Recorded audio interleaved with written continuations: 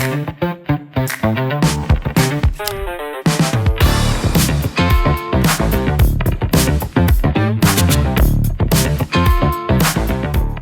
has been 11 years since TVS had introduced the Jupiter scooter, and in that duration, the company has managed to secure the second position now as the highest selling scooter in the 110cc segment after the Honda Activa. Now this one is the second generation Jupiter that has been revised from wheel to wheel and is a lot better than what it already was. After riding the new Jupiter at TVS's test facility in Hosur for a brief experience, we have now ridden this scooter in the real world conditions extensively to let you folks know how this scooter is to ride, how is the performance, how is the handling, how is the comfort, how is the powertrain, what are the new features, and most importantly, the kitna deti hai question. But before we get going, if you're new to the channel, do subscribe to Car and Bike for the latest news, reviews and updates from the world of cars and bikes from Car and Bike.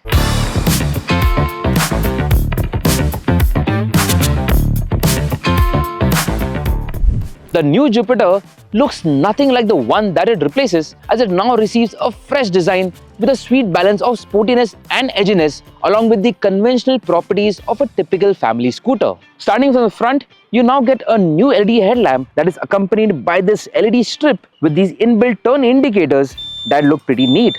And this whole look gives this Jupiter now its own personal identity. Moving to the side panels, you get these two well-formed lines that further accentuate the sportiness and the edginess of the scooter and matches the overall fresh look of the scooter. Furthermore, moving to the rear section, you get a large grab rail that is accompanied by this LED strip, which also again over here gets these built-in turn indicators that gives the entire scooter a completely nice and fresh look. Barring the side panels and the front fender, which are formed out of metal, all the other panels on the scooter are made from plastic. Along with that, what needs to be highlighted is that the heat shield for the exhaust and these badging are the only things that are finished in chrome, which overall makes the scooter look a lot more nicer in my opinion. Do note that of the 4 variants offered, only the top 2 get these infinity signature lights. The base and the one above it gets regular bulbs for the turn indicators minus the infinity lights. Moving to the ergonomics of the new Jupiter, this one is now based on the Jupiter 125's platform, so it uses the same chassis and other components, and along with that, it also means that the scooter is slightly larger in dimensions, which makes it a more roomier vehicle to ride. So I'll quickly get on the scooter and give you an idea of how the ergonomics are. As you can see, the floorboard there's ample space for me to move my foot. The space over here is 380 mm. Handlebar is easy to reach. The switch gear is very easy to reach. There's no trouble about that. The seat is comfortable and is now longer, which now measures at 756 mm. And as far as the ground clearance is concerned, or the seat height, I am 5'7" and I am able to comfortably flat foot. There's absolutely no trouble for me to get on this scooter. And as you can see, it is a very neutral stance in terms of the riding triangle. While it's all good in the design and ergonomics department, what TVS has also significantly improved in terms of the new Jupiter is the features department. This one now gets a new color TFT display that is equipped with TVS's Smart X Connect that gives the user turn-by-turn navigation, call and message alerts, find me location and other details. Apart from that, the unit has got a large speedometer. You got an odometer, a fuel gauge. You also got the distance to empty readout. You got 2 trip meters, and along with that, you also have a carousel of information that is displayed, which includes the instant mileage, the overall mileage, high speed indicator, and a assist ready feature, which we'll talk about later. However, the issue with the changing carousel on top of the speedo is that there is no option to select one particular item or information to be displayed all the time.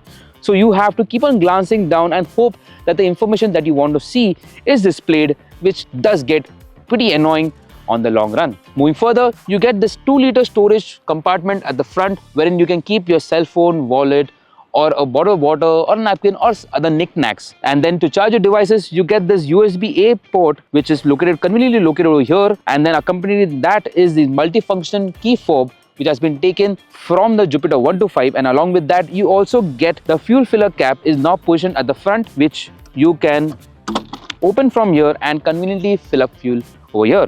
Now this one gets a 5.1 liter fuel tank which is located in the floorboard now, which according to TVS allows you to have better weight distribution as the weight is lower, and that also helps in the overall handling of the scooter. But the main highlight that this allows is the insane storage space that you now get with this scooter. You get 33 liters of storage space, which can easily accommodate 2 small full-size helmets or a laptop bag and other items, which is crazy for a scooter of this segment, and it is one of the best and unique features that no other scooter in this segment currently offers. Powering the new Jupiter is a larger 113.3cc mill, which is essentially an undersleeved version of the Jupiter 125's motor. Here, the engine is capable of producing a peak power output of 7.9 bhp and 9.2 Nm of torque. Furthermore, the engine is equipped with TVS's iGo Assist, which uses the starter motor to assist the engine to produce slightly more torque of 0.6 Nm for extra acceleration and improved mileage.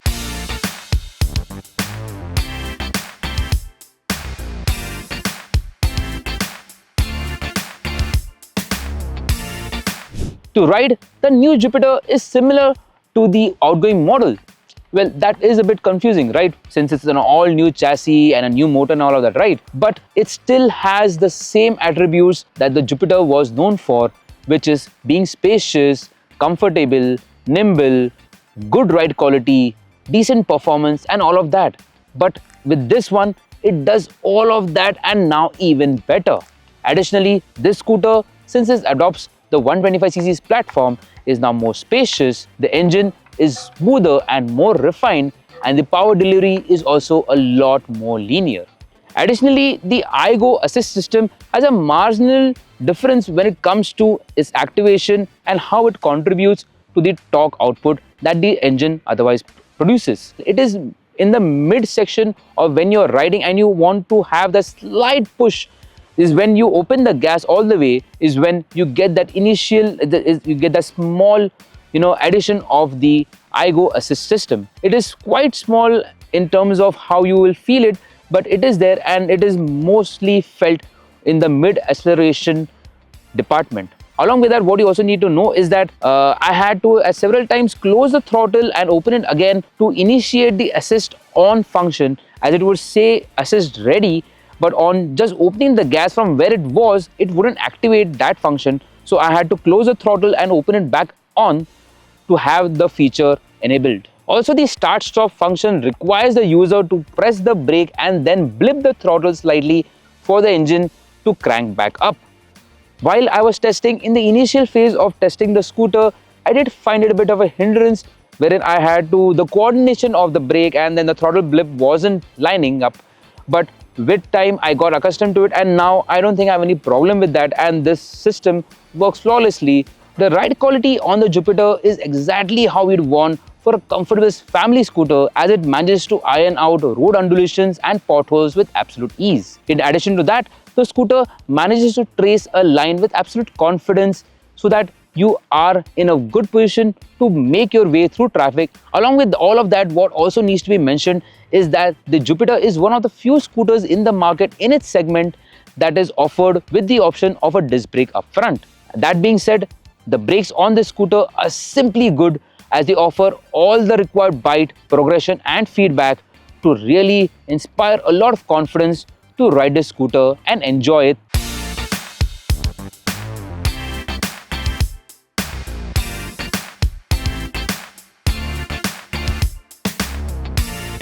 In the case of fuel economy, we rode the Jupiter in varying traffic conditions and speeds to simulate the general riding patterns with regards to commuting. And in our fuel run test, we managed to achieve a fuel economy figure of 47.61 kmpl, which is higher than the outgoing model. In terms of pricing, TVS offers the Jupiter in 4 variants, with the prices ranging from Rs 77,091 for the base variant going up to Rs 89,891 for the top spec version featured here. So, the new TVS Jupiter, it is the second highest selling scooter in the two-wheeler segment, and this one only has gotten better with the second generation. This one has got its own identity and persona with its revised styling that should appeal a lot to buyers in the segment. And apart from that, it is frugal, it is smoother, it is economical, it is spacious, it is feature packed, it is comfortable, and some more, which ticks all the boxes that a buyer seeks for a scooter in this family commuter segment scooter. Now, there aren't any red flags per se to be said about this scooter, but if I had to be nitpicking, there are 2-3 of these items.